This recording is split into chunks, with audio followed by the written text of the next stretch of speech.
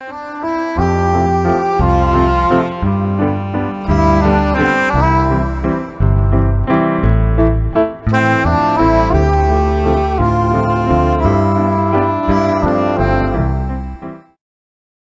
살고 있는데도 행복할 자격이 있는지 불안합니다. 2025년 9월 16일 미얀마 답사 1일째 런너리 학교 방문. 안녕하세요. 오늘부터 이틀간 스님은 미얀마의 지진 피해 지역을 답사합니다. 오늘은 여성 출가자들을 위한 학교 2곳을 방문했습니다. 스님은 어제 오후 4시 30분에 이스탄불 공항을 출발해 9시간을 이동하여 현지 시각으로 새벽 5시 30분 방콕 수완나품 공항에 도착했습니다. 방콕 공항에는 정토회 회원 황소연 님이 마중을 나왔습니다. 한국에서 출발한 JTS 대표 박진아 님과 여지원 님도 도착해 이번 동남아 답사 일정을 점검하고 짐도 간단히 정리했습니다. 미얀마로 향하기 위해 터미널을 이동할 때는 김선영 님이 운전해 주었고 스님은 감사의 뜻으로 김선영 님에게 책, 혁명과 붓다를 선물했습니다. 방콕 공항에서 아이네 팔동과 안첼리 님을 만나 오전 11시 30분에 함께 비행기를 타고 미얀마 만달레이로 향했습니다. 비행기 안에서 안첼리 님이 준비해온 도시락으로 점심을 해결했습니다. 오후 12시 50분이 되어 만달레이 공항에 도착했습니다. 공항 밖으로 나오자 키티사라 스님이 반갑게 맞아주었습니다. 키티사라 스님은 지난 6월 이니베를 통해 정토회를 방문한 분입니다. 차를 타고 곧바로 쉬샤자 런너리로 출발했습니다. 런너리는 여성 출가 수행자들이 함께 생활하며 수행하는 공간을 말합니다. 차로 40분을 이동해 오후 2시에 쉬샤자 런너리에 도착해 주지 스님과 차담을 나누었습니다. 이곳에는 26명의 넌이 생활하고 있으며 다른 런너리에 거주하면서 이곳 학교에 다니는 학생, 넌도 100여 명에 달했습니다. 학교는 1학년부터 5학년까지 수업이 운영되고 이후에는 학생들을 다른 중등학교로 보내고 있다고 합니다. 주지 스님은 낡은 학교 건물을 새로 짓고 싶다고 했습니다.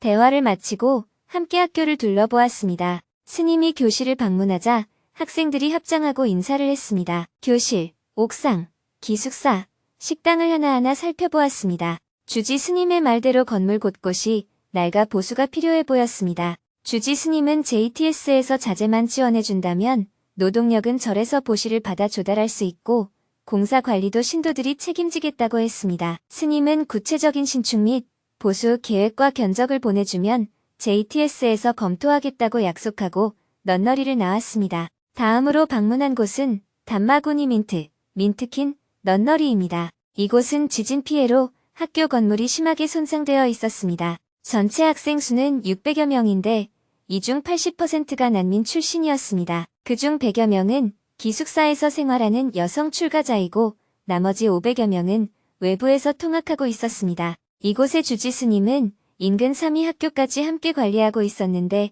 남자 3위들만 따로 공부하는 학교에도 140명의 학생이 있다고 했습니다. 현재는 낡은 건물에서 겨우 수업을 이어가고 있었지만 안전 문제와 공간 부족이 심각한 상황이었습니다. 학교를 둘러보고 주지 스님, 교장 선생님과 함께 대화를 나누었습니다. 이곳 주지 스님은 80세의 나이의 어린 사미들과 넌들을 모두 돌보고 있었습니다. 주지 스님은 현재 학생들이 공부할 공간이 부족하다며 3층 건물이 더 필요하다고 했습니다. 1층과 2층에는 교실이 각각 6개씩, 3층에는 강당이 필요하며 모든 층마다 교사 회의실과 화장실이 필수로 포함되어야 한다고 했습니다. 이는 정부가 정한 기준으로 학생 수에 따라 일정 수의 교실이 반드시 확보되어야 한다고 설명했습니다. 스님은 구체적인 도면과 예산이 담긴 계획서를 보내주면 적극 검토해보겠다고 하고 런너리를 나왔습니다. 런너리 방문을 마치고 오후 5시에 숙소에 도착했습니다. 짐을 풀고 간단히 씻은 후 저녁 7시 30분에는 킨마간 사찰로 가서 난민 회복 지원 모임 회장인 산산마오님과 코비다 스님을 만났습니다. 산산마오님이 사가익 난민 캠프의 운영 성과와 어려움에 대해 자세히 설명해 주었습니다. 사가익 난민 캠프는 지진과 분쟁으로 고향을 떠나온 8개 마을 사람들로 구성되어 있었고 대부분 여성과 아이들이었습니다. 캠프에서는 지금까지 총 1695가구 4471명에게 식량과 위생용품을 제공해왔습니다. 운영은 중견 스님들과 회복 지원 모임이 중심이 되어 이끌고 있었고 사전 조사를 통해 각 가정의 필요를 파악한 뒤 그에 맞춘 지원을 하고 있다고 했습니다. 또 단순 물품 배분을 넘어서서 변소를 설치하고 손 씻기, 위생 교육도 함께 진행하고 있었습니다. 한편 이 지역은 정부군과 반군의 경계 지역에 있어 지뢰사고 위험이 컸습니다. 캠프에서는 이에 대비해 지뢰 안전 교육도 진행 중이었고 일부 주민은 실제 지뢰 사고를 겪은 경험도 있었습니다. 그러나 여전히 많은 어려움이 존재했습니다. 정부 규제로 인해 물품 전달이 지연되는 경우가 있었고 도로 사정이 나빠 캠프로 들어가다 돌아오는 일이 반복되기도 했습니다. 통신 사정도 열악해 연락이 제대로 닿지 않아 행정 업무와 기부자 보고가 종종 지연되었습니다. 지역 내 물품 공급이 충분하지 않아 먼 지역에서 물자를 들여와야 했고 쌀 값이 계속 오르고 있어 생계는 점점 더 팍팍해지고 있었습니다. 무엇보다 안타까운 점은 생리대가 제때 도착하지 않아 일부 여성들이 생리를 멈추는 약을 복용하고 있다는 사실이었습니다. 건강에 좋지 않은 약이었지만 다른 선택지가 없었던 것입니다. 마지막으로 코비다 스님이 앞으로 이 캠프에 무엇이 더 필요한지에 대해 설명했습니다. 기본적인 위생 환경이 여전히 부족한 탓에 손 씻는 시설을 더 설치할 필요가 있었고 현재 제공되고 있는 식량과 위생용품, 현금 지원은 매달 지속적으로 제공할 필요가 있다고 했습니다. 또한 생계를 자립할 수 있도록 재봉틀과 같은 소득 창출 도구, 기초진료를 위한 약품, 건강교육이나 정신상담을 맡을 수 있는 전문 자원봉사자도 절실하다는 이야기가 나왔습니다. 단순한 생존을 넘어 스스로 살아갈 힘을 갖출 수 있는 기반이 절실하게 필요하다고 했습니다. 설명을 다 듣고 나니 밤 9시가 다 되었습니다. 자세히 설명해준 스님들에게 감사의 마음을 전한 후 숙소로 돌아와 하루를 마무리했습니다. 내일은 오전에 수행법회 생방송을 한 후 사가익 난민 캠프를 둘러봅니다. 오후에는 쇠안 린민 캬웅 사원을 방문하고 난민 130가구에 구호 물품을 전달한 후 저녁에는 파웅다 우 사원과 키티사라 스님이 운영하는 사원을 방문할 예정입니다. 오늘은 법문이 없었기 때문에 지난 12일 독일 베를린에서 열린 증문즉설 강연에서 스님과 질문자가 나눈 대화 내용을 소개하며 글을 마칩니다. 잘 살고 있는데도 행복할 자격이 있는지 불안합니다. 저는 독일에 와서 직장도 잘 다니고 돈도 잘 벌고 미래를 함께하고 싶은 사람과 행복하게 살고 있습니다. 그럼에도 이 행복이 제 것이 아닌 것 같은 불안감이 큽니다.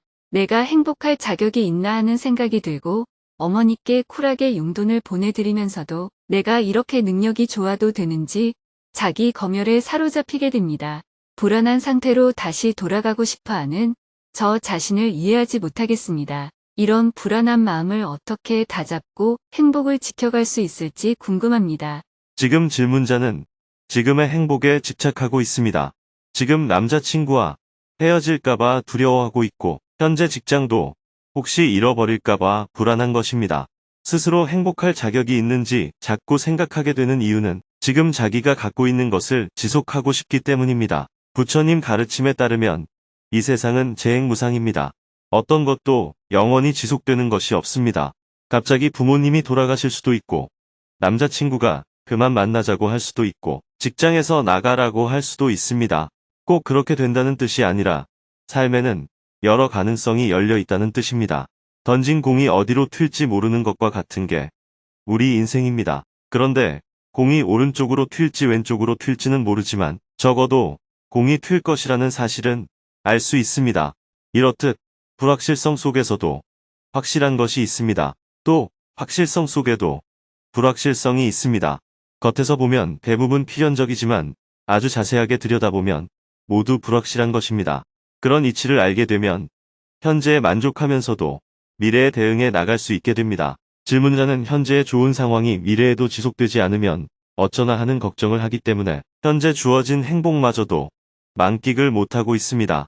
내일은 어떻게 되더라도 지금만 즐기고 살라는 말이 아니라 모든 일은 언제든 변할 수 있다는 가변성을 염두에 두고 살아가야 한다는 겁니다.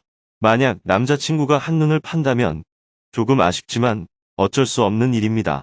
그럴 경우 내가 어떻게 나를 배신할 수 있느냐 라고 생각하면 좋았던 과거의 행복까지 부정하는 게 되어서 결국 자기 삶을 낭비한 셈이 됩니다. 반면 너와 함께 지낸 시간이 행복했다. 이렇게 정리를 하면 지난 과거는 온전히 내 것이 되는 것입니다.